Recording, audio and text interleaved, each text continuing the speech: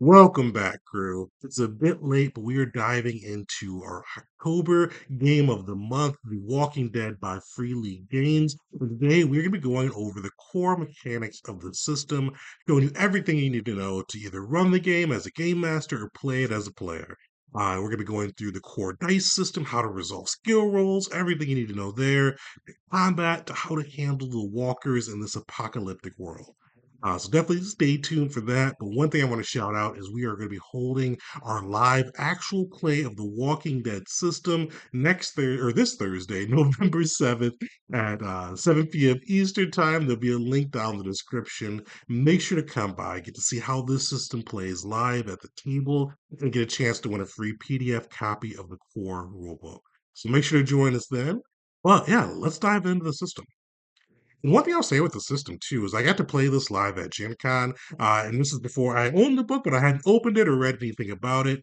Very easy to pick up. There's definitely some depth of the mechanics there, but it's one that as a player, the game master can give you a quick walkthrough in 5-10 minutes, and you can feel confident knowing exactly how your skills and everything interacts with the system.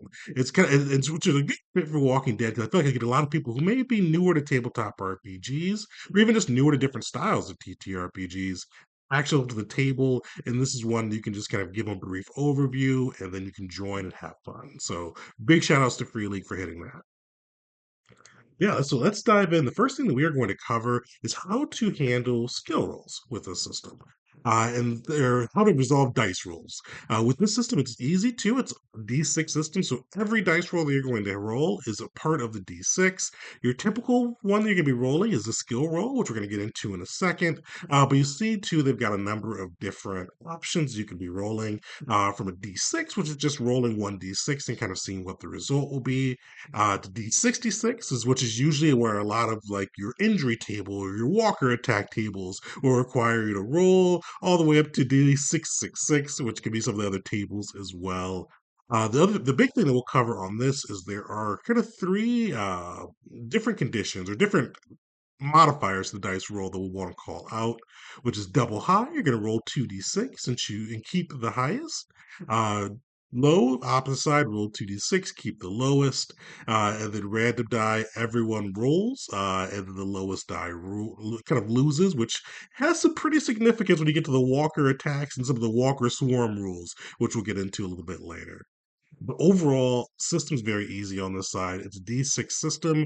You roll your dice pool, which we'll go over. Sixes are successes. Very easy to pick up. There's no math involved. All you have to do is go through whatever dice you roll and figure out which ones were sixes and which were not. So keeps it pretty simple there.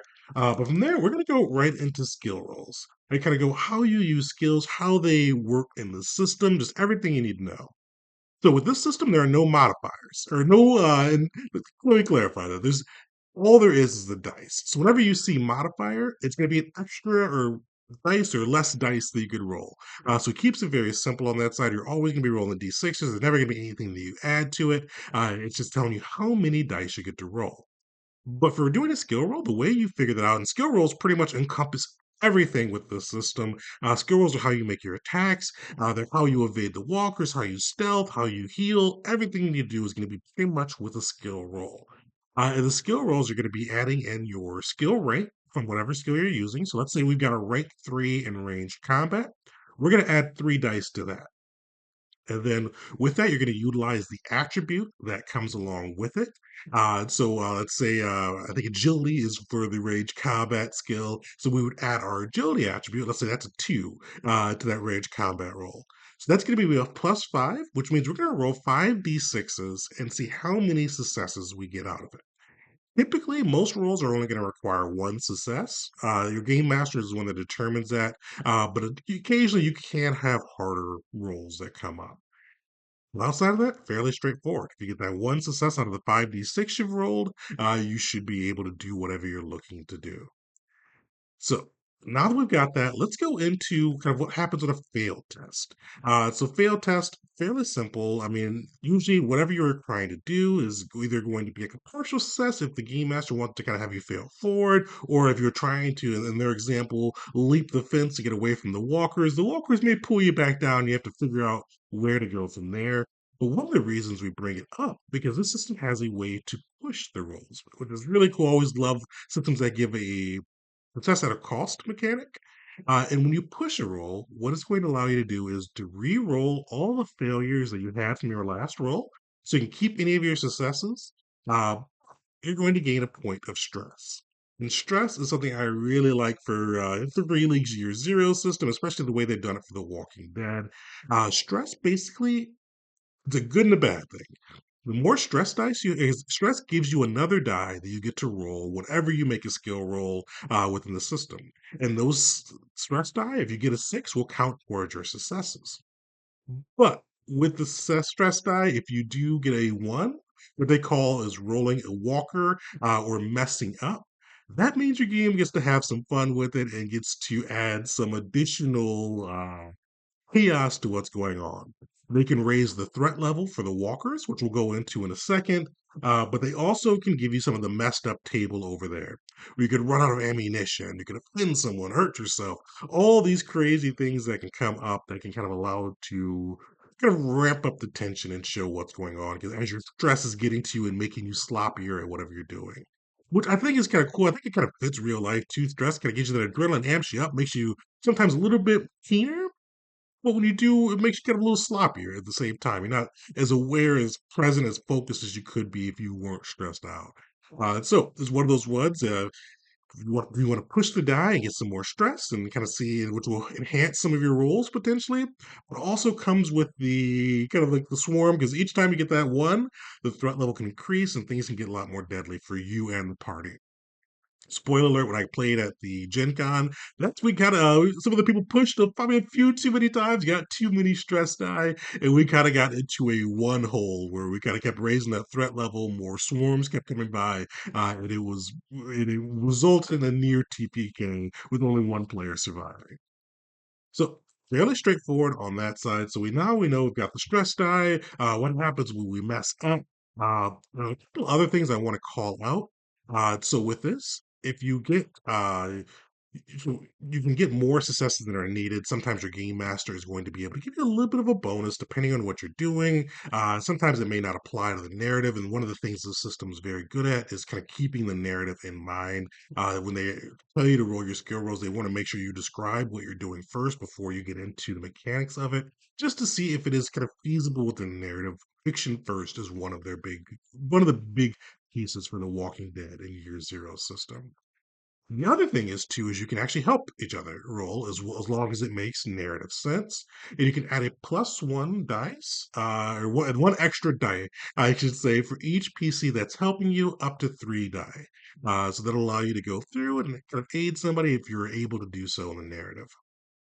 Other things you can do is parallel actions. A lot of times people are going to be doing things at similar times. And if you're doing parallel actions, typically you wouldn't be able to aid someone unless like you're running away from something or you're doing a skill where both all doing the same skill check.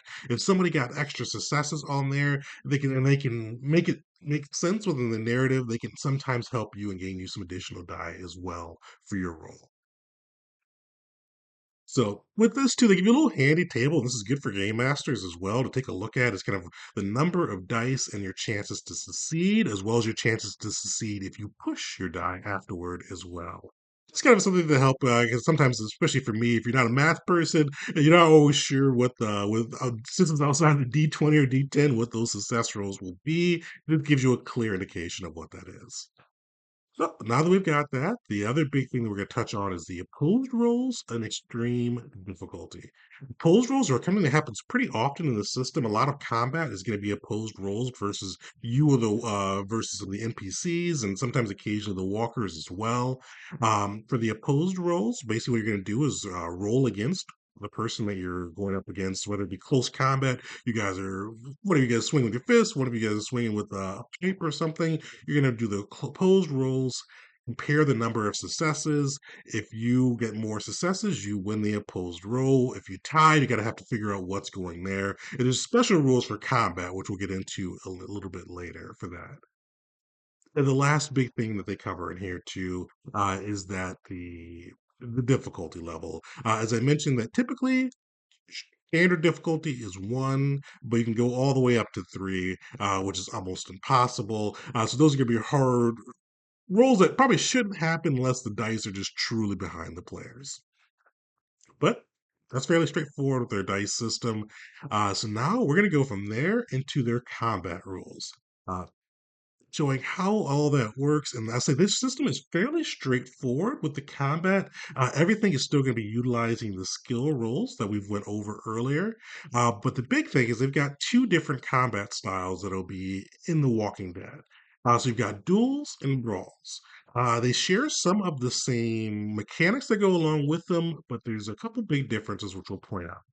Duels are typically going to be either one on one or two on one, or kind of more narrative, we'll say, for these duel for kind of the combat situation that's coming up. With that, not all that you still roll your skill rolls, but there's a couple of things you have to keep in mind. So you're going to go through and determine kind of what's going on in the narrative and kind of who is fighting who. So if it is a one-on-one, you're going to be doing opposed checks against each other. You're going to have to determine what range you are. There's three different ranges from short, which is kind of like close combat range, or you could use a pistol, to long range, which is only ranged combat, to extreme, which pretty much only special weapons can be used at that distance. Uh, Basically, what's going to happen is if you're doing a one-on-one duel, you're going to do those opposed checks. And now, if let's say I'm fighting the governor on this one to keep it topical. We're gonna roll. We're doing close combat checks. We're gonna do opposed rolls. So if we tie, we both hit each other. Say I've got a knife, he's got the pipe. I cut him. He hits me. We both take one damage. If he wins the duel, he gets to do his damage. I don't do any damage. If I win the duel, vice versa, I do damage. He does no damage. If neither one of us gets a success on the supposed roll, we both get away clean. So pretty straightforward. And that said, quick to resolve. Just opposed rolls, compare the number of successes. With ties, both people being damaged, and the winner only taking damage, or the winner only dealing damage. Fairly straightforward there. So now let's say that same scenario though, where we've got multiple combatants in the within the combat. So let's say you're fighting either two on one, or there's going to be kind of two on two on each side. You've got to determine who is attacking who. And typically with those ones, you're going to call out kind of who's attacking, and the ones that are attacking each other are going to roll opposed rolls. If somebody's attacking somebody that's either not they're either one on their own or they're attacking somebody else, that person will be defenseless. So rather than doing a post roll, you just need to actually have one success on their on the attack, and you'll be able to hit them. So fairly straightforward. The only other big pieces we're going to cover for the dual rules is the movement.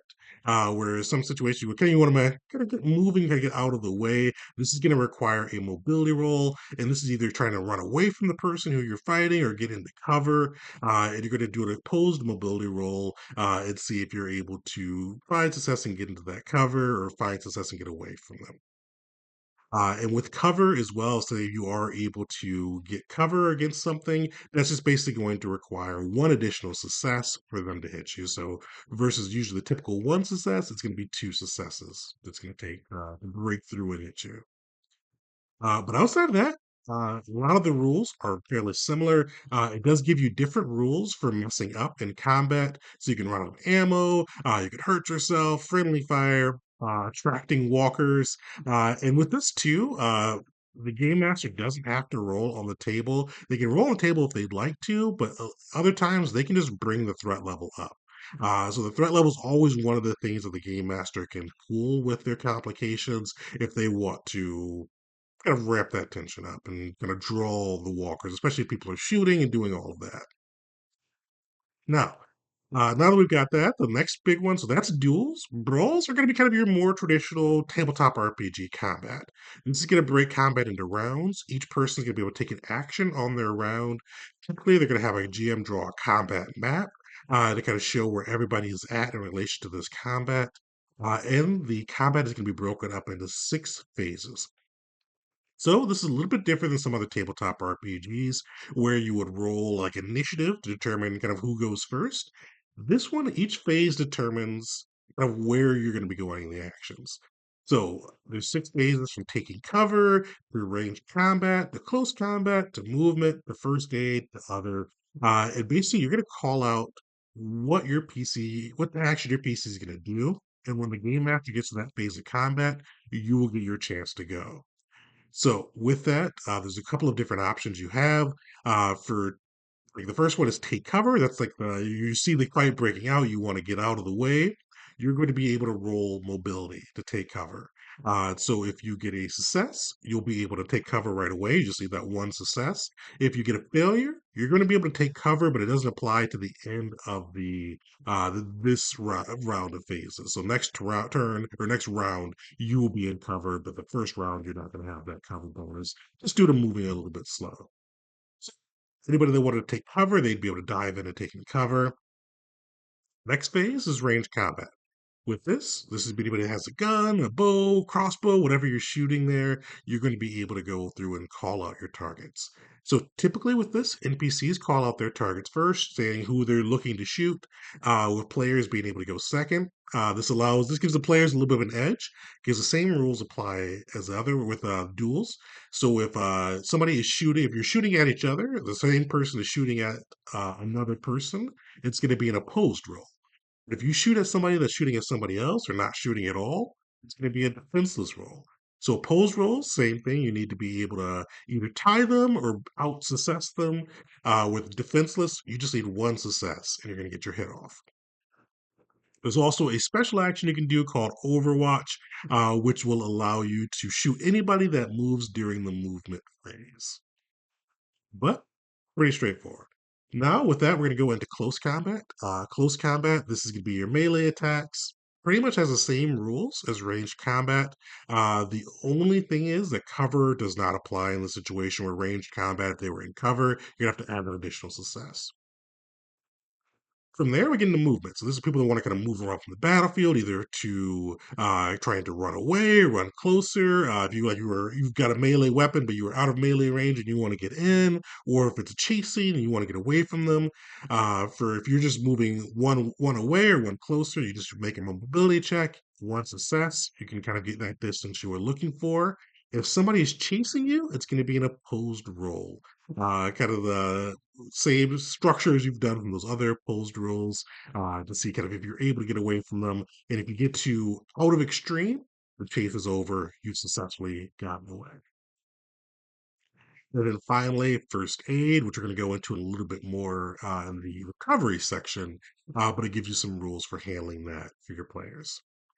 And then the last phase is other. This is going to be like trying to do something that's a little bit unique. This could be it's like hotwired a card, try to get away. This could be if you're fighting walkers as well as fighting other people. And these rules are just kind of for fighting other people. You can have the walkers be your other phase. You're trying to deal with them as everything is going on. It's kind of the more narrative phase and goes last at the rounds of combat. So now that we've got that, we're going to go into our damage and healing. One big thing with The Walking Dead is every NPC, every PC outside of the walkers has 3 HP. So with that, anytime you take damage, it's going to reduce that 3 HP. And if you get down to 0 HP, you're going to be broken. You can be recovered a couple of different ways through the system. Uh, you can naturally recover by getting like rest, or able to consume a ration once per day. Uh, but not if you're broken though. There's a couple of different things that come along with being broken. The first thing is that you take stress point as soon as you hit that 3 HP, and you're going to roll in the injury table, which we're going to show off in a second. The other thing is you can't take actions while broken. You can only kind of crawl and try to take cover. And then with that too, if you get a broken person who gets injured again, it straight up dies. So something to keep in mind as you're going through it. But you can do first aid as well. But you can only do first aid on someone else, and you can do first aid on somebody that is broken. Basically, what it does is it takes a medicine check. If you get one success, you're back up to 1 HP. Any additional successes gains additional HP.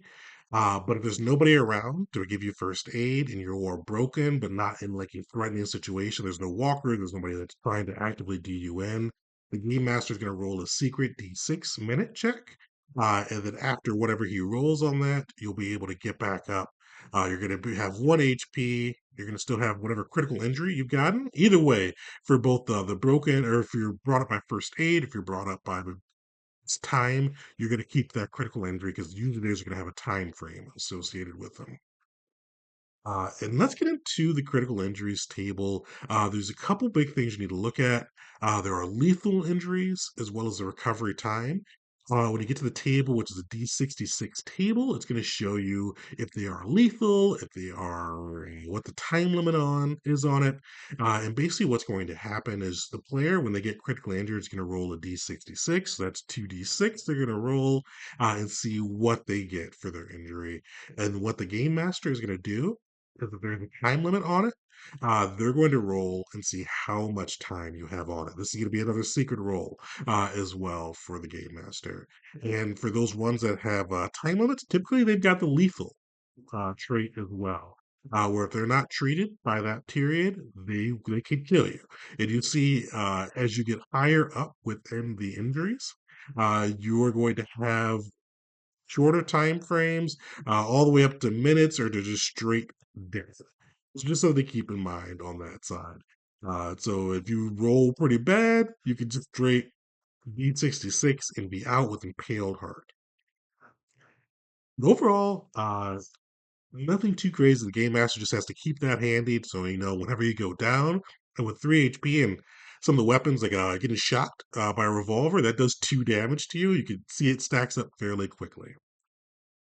Also, with the stress, because we went through those stress die, if you do need to relieve stress, it gives you a way to do so. Typically, you can do that by sleeping or talking to one of your anchor people and having a social interaction with your anchor to bring it down when you're not in a combat or stressful situation.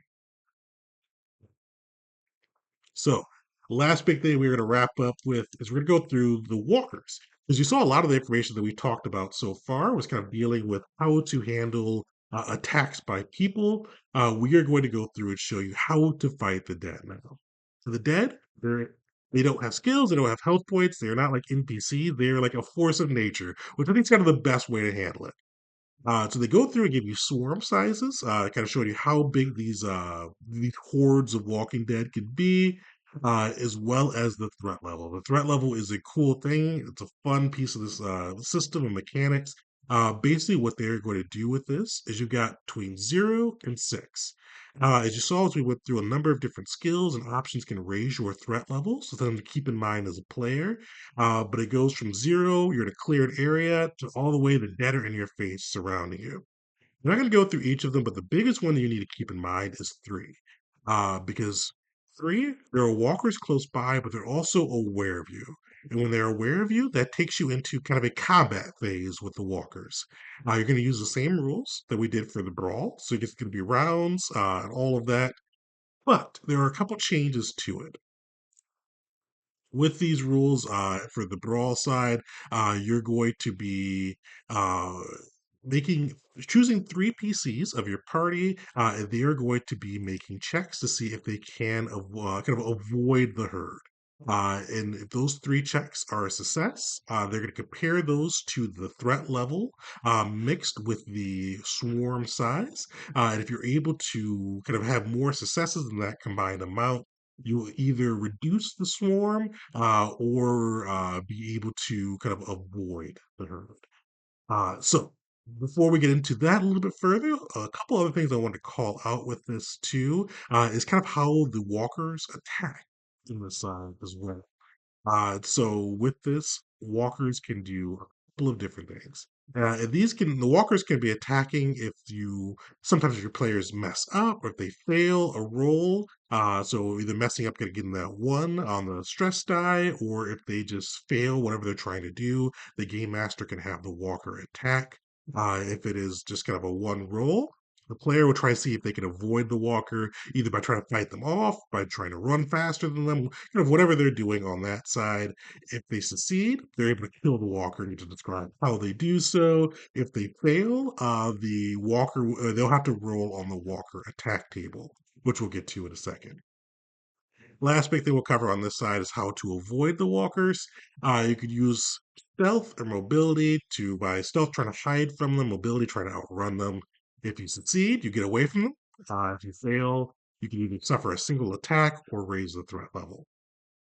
So Walker table is pretty cool. Another D66 for different things. You can say they come after you, but you get away, taking 1 point of stress, all the way to you are bitten and or bite you in the face or bite you in the leg, and you've got to deal with amputations, all of that.